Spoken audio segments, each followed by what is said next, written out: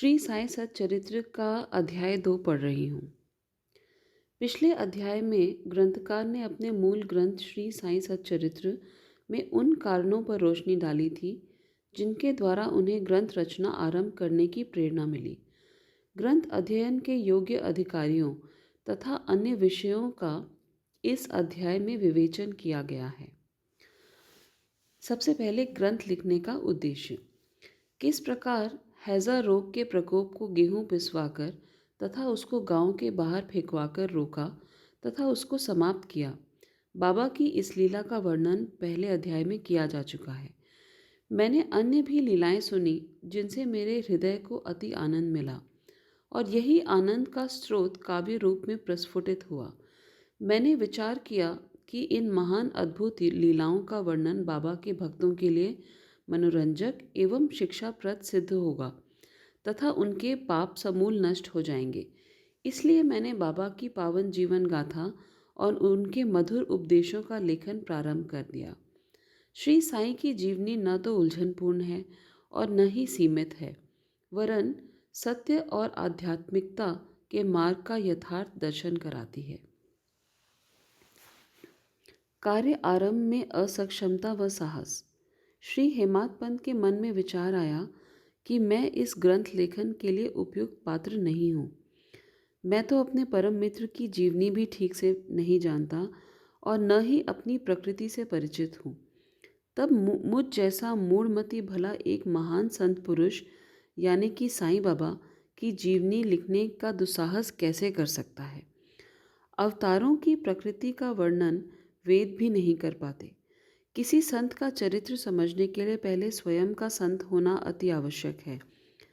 फिर मैं तो उनका गुण कथन करने के सर्वथा ही अयोग्य हूँ। संत की जीवनी लिखने के लिए बड़े साहस की आवश्यकता होती है और कहीं ऐसा न हो कि चार लोगों के सामने हंसी का पात्र बनना पड़ जाए।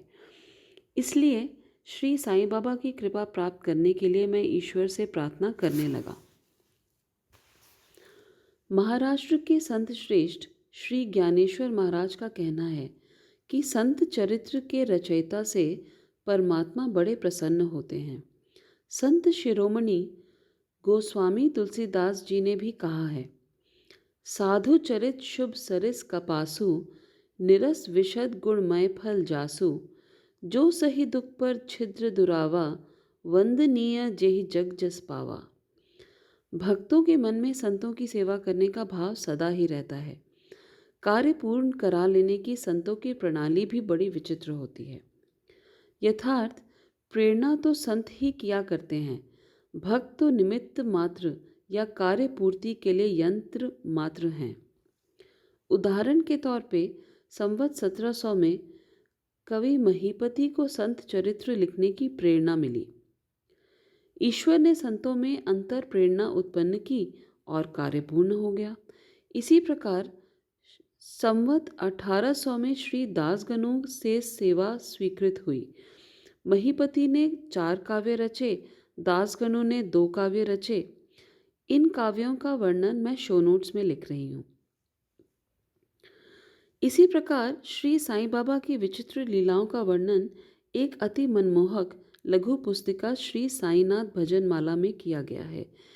इसकी रचना बांद्रा की श्रीमती सावित्रीबाई रघुनाथ तेंदुलकर ने की है।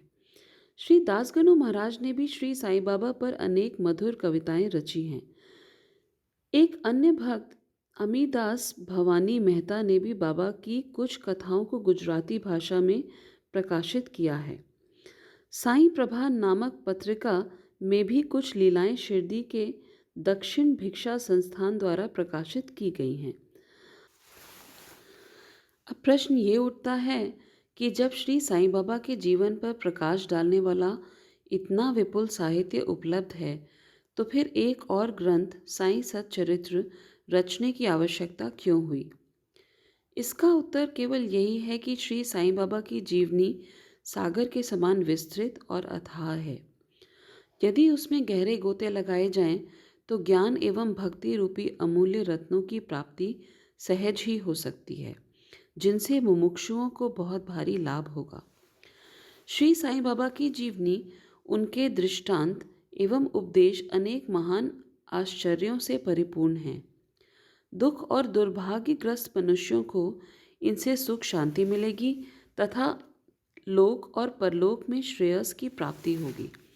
यदि श्री साईं बाबा के उपदेशों का, जो वैदिक शिक्षा के समान ही मनोरंजक और शिक्षाप्रद हैं, ध्यानपूर्वक श्रवण और मनन किया जाए तो भक्तों को मनोनुकूल फल की प्राप्ति हो जाएगी, अर्थात ब्रह्म से अभिन्नता, अष्टांग योग की सिद्धि और समाधि आनंद आदि की प्राप्ति सहजता से हो जाएगी।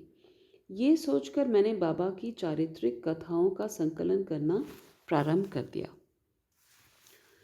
साथ ही मन में ये विचार भी आया कि मेरे लिए सबसे उत्तम साधना भी केवल यही है। जो भोले भाले प्राणी श्री साईं बाबा के दर्शनों से वंचित रहे हैं, उन्हें ये चरित्र अति आनंददायक लगेगा।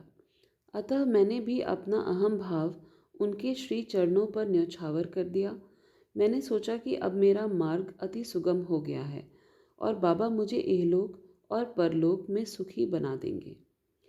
मैं स्वयं बाबा की आज्ञा प्राप्ति करने का साहस नहीं जुटा पाया, अतः मैंने श्री माधवराव उपनाम शमा से, जो कि बाबा के अंतरंग भक्तों में से थे, इस हेतु प्रार्थना की। उन्होंने इस कार्य के लिए श्री साईं बाबा से विनम्र शब्दों में इस प्रकार प्रार्थना की।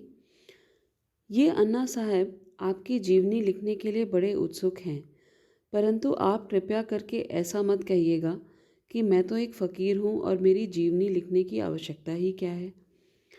आपकी केवल कृपा और अनुमति से ही ये लिख पाएंगे, अथवा आपके श्री चरणों का पुण्य प्रताप ही इस कार्य को सफल बनाएगा। आपकी अनुमति और आशीर्वाद के अभाव में कोई भी कार्य सफल नहीं हो सकता। ये प्रार्थना सुनकर साईं बाबा को दया आ गई। उन्होंने आश्वासन और उदी देकर अपना हाथ मेरे सर पर रखा और कहने लगे, इन्हें जीवनी और दृष्टांतों को एकत्रित कर लिपिबद्ध करने दो। मैं इनकी सहायता करूँगा। मैं स्वयं ही अपनी जीवनी लिखकर भक्तों की इच्छा पूर्ण करूँगा, परंतु इनको अपना अहम त्याग कर मेरी शरण में आना होगा। जो अपने जीवन में इस प्रकार आचरण करता है, मैं उसकी बहुत सहायता करता हूँ।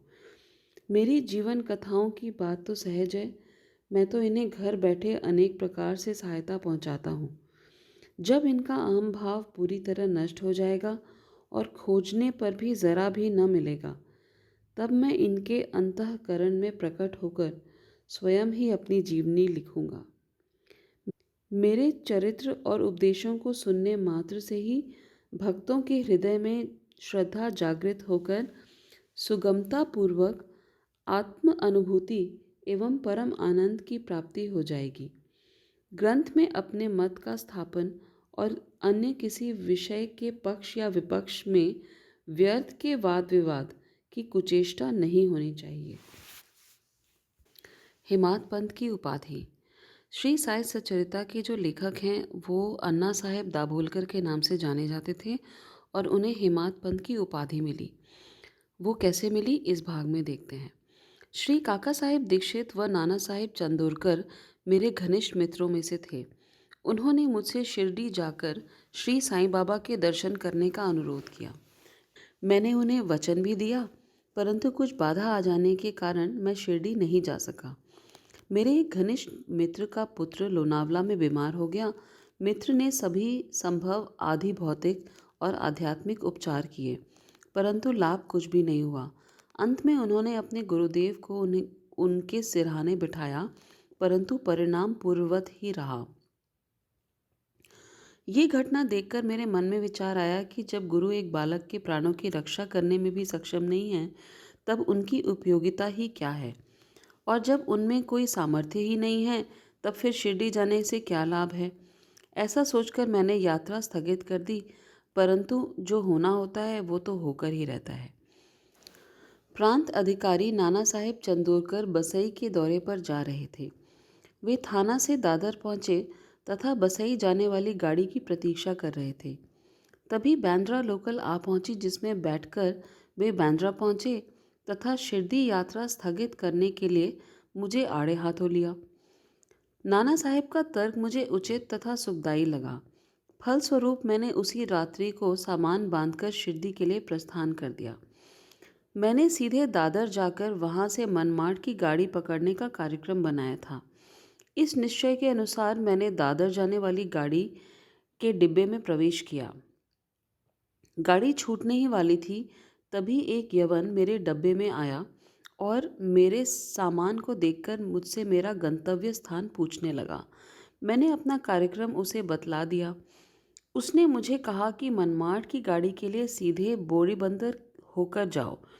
यदि ये एक साधारण सी घटना घटित नहीं होती तो मैं अपने कार्यक्रम अनुसार दूसरे दिन शिरडी ना पहुंच सकने के कारण अनेक प्रकार की शंका कुशंकाओं से घिर जाता, परंतु भाग्य ने साथ दिया और दूसरे दिन 9-10 बजे के पूर्व ही मैं शिरडी पहुंच गया। ये सन 1910 की बात है, जब प्रवासी भक्तों के ठहरने के लिए साठेवाड़ा ही एकमात्र स्थान था। तांगे से उतरने पर मैं साईं बाबा के दर्शन के लिए बड़ा उत्सुक था। उसी समय भक्त प्रवर श्री तात्या साहेब नूलकर मस्जिद से लौट ही रहे थे। उन्होंने बताया कि इस समय श्री साईं बाबा मस्जिद के मोड़ पर ही हैं। अभी केवल उनके दर्शन ही कर लो और फिर स्नान आदि से निवृत्त होकर आराम से भेंट करने जाना। ये सुनते ही मैं दौड़कर गया और बाबा का चरण वंदन किया। मेरी प्रसन्नता का पारावार न रहा। मुझे क्या नहीं मिल रहा था। मेरा शरीर उल्लासित सा हो गया। भूख प्यास जाती रही। जिस क्षण से उनके चरणों का स्पर्श प्राप्त हुआ, मेरे जीवन में एक नया आनंद प्रवाह बहने लगा। मैं उनका सदैव के लिए ऋणी हो गया। उनका ये उपकार मैं कभी नहीं भूल सकूंगा। मैं सदा उनका स्मरण कर उन्हें मन ही मन प्रणाम किया करता हूँ। जैसा कि मुझे अनुभव हुआ कि साईं के दर्शन में ही ये विशेषता है कि विचार परिवर्तन तथा विगत कर्मों का प्रभाव शीघ्र मंद पड़ने लगता है और धीरे धीरे अनासक्ति और सांसारिक भोगों से वैराग्य हो जाता है। केवल पिछले जन्मों के अनेक शुभ संस्कार एकत्रित होने पर ही ऐसा दर्शन मिल पाना संभव हो सकता है। शिरडी पहुंचने के पहले दिन ही बाला साहेब तथा मेरे बीच गुरु की आवश्यकता पर जोशपूर्ण बहस छिड़ गई। मेरा मत था कि जब कर्म करना ही पड़ता है तब गुरु की आवश्यकता क्यों है। प्रत्येक को पूर्ण प्रयत्न कर स्वयं को आगे बढ़ना चाहिए। गुरु शिष्य के लिए करता ही क्या है, वो तो सुख की नींद का आनंद लेता है। इस प्रकार मैंने स्वतंत्रता का पक्ष लिया और बाला साहेब ने प्रारब्ध का। उन्होंने कहा कि जो विधाता ने लिख दिया है वो घटित होकर रहेगा। इसमें उच्च कोटि के महापुरुष भी असफल हो गए हैं। कहावत है कि मेरे मन कछु और है, साईं के मन कछु और। फिर वे परामर्श युक्त शब्दों में बोले, भाई साहब, ये निरी विद्वता छोड़ दो। ये अहंकार तुम्हारी कुछ भी सहायता नहीं करेगा। इस प्रकार दोनों पक्षों के खंडन मंडन में लगभग 1 घंटा व्यतीत हो गया और सदैव की तरह कोई निष्कर्ष नहीं निकला। इसलिए तंग और विवश होकर विवाद स्थगित करना पड़ा। परिणाम ये हुआ कि मेरी मानसिक शांति भंग हो गई और मुझे लगा कि जब तक घोर दैहिक बुद्धि और अहंकार न हो तब तक विवाद संभव ही नहीं। वस्तुतः ये अहम भाव ही विवाद की जड़ है। जब अन्य लोगों के साथ मैं मस्जिद गया तब बाबा ने काका साहेब को संबोधित कर प्रश्न किया, साठेवाड़ा में क्या चल रहा था, किस विषय पर विवाद हो रहा था। फिर मेरी ओर देखकर बोले, इन हेमाद पंत ने क्या कहा। ये शब्द सुनकर मुझे घोर आश्चर्य हुआ। साठेवाड़ा और मस्जिद में पर्याप्त अंतर था। सर्वज्ञ और अंतर्यामी हुए बिना बाबा को विवाद का ज्ञान भला कैसे हो सकता था। मैं सोचने लगा कि बाबा हेमाद पंत के नाम से मुझे क्यों संबोधित कर रहे हैं। ये शब्द तो हेमाद्री पंत का अपभ्रंश है। हेमाद्री पंत देवगिरी के यादव राजवंशी महाराज महादेव और रामदेव के प्रसिद्ध मंत्री थे। वे उच्च कोटि के विद्वान, उत्तम प्रकृति और चतुर्वर्ग चिंतामणि और राज प्रशस्ति जैसे उत्तम काव्यों के रचयिता थे। उन्होंने ही हिसाब किताब रखने की नवीन प्रणाली का आविष्कार किया था और बही खाते की पद्धति को जन्म दिया था, और इसके विपरीत कहा मैं अज्ञानी, मूर्ख, मंदमती हूँ। अतः मेरी समझ में ये न आ सका कि मुझे इस विशेष उपाधि से विभूषित करने का आशय क्या है। आखिर मैं इस निष्कर्ष पर पहुंचा कि कहीं मेरे अहम भाव को नष्ट करने के लिए ही तो बाबा ने इस अस्त्र का प्रयोग नहीं किया है, ताकि मैं भविष्य में सदैव के लिए निरअभिमानी और विनम्र हो जाऊं। अथवा कहीं ये मेरे वाक चातुर्य के उपलक्ष्य में मेरी प्रशंसा तो नहीं है। भविष्य पर विचार किया तो स्पष्ट हुआ कि बाबा के द्वारा हेमाद पंथ की उपाधि से विभूषित करना कितना अर्थपूर्ण था। सब जानते हैं कि कालांतर में दाभोलकर ने श्री साईं बाबा संस्थान का प्रबंध कितने सुचारू और विद्वत्तापूर्ण ढंग से किया था। हिसाब किताब आदि कितने उत्तम ढंग से रखे, और साथ ही महाकाव्य साईं सच्चरित्र की रचना भी की उन्होंने। उस ग्रंथ में महत्वपूर्ण और आध्यात्मिक विषयों जैसे ज्ञान, भक्ति, वैराग्य, शरणागति व आत्मनिवेदन आदि समाविष्ट हैं। गुरु की आवश्यकता। इस विषय में बाबा के क्या विचार थे, इस पर हेमाद पंथ द्वारा लिखित कोई लेख या स्मृति पत्र उपलब्ध नहीं है, परंतु काका साहेब दीक्षित ने इस विषय पर अनेक लेख प्रकाशित किए हैं। बाबा से भेंट करने के अगले दिन हेमाद पंथ और काका साहेब ने मस्जिद में जाकर घर लौटने की अनुमति मांगी, तो बाबा ने अनुमति दे दी। किसी ने प्रश्न किया, बाबा कहाँ से जाएं, मार्ग कैसा है? बाबा ने कहा, यहाँ से भी एक मार्ग है, लेकिन ये मार्ग कठिन है तथा शेर और भेड़िए भी मिल जाते हैं। काका साहेब ने पूछा, यदि मार्गदर्शक साथ हो तो भी? बाबा ने कहा, तब कोई परेशानी नहीं होगी। मार्गदर्शक तुम्हारी भेड़िए, शेर और खंदकों से रक्षा कर तुम्हें सीधे निर्दिष्ट स्थान पर पहुंचा देंगे, परंतु उनके अभाव में जंगल में मार्ग भूलने या गड्ढे में गिर जाने की संभावना है। दाभोलकर भी इस प्रसंग के अवसर पर वहां उपस्थित थे।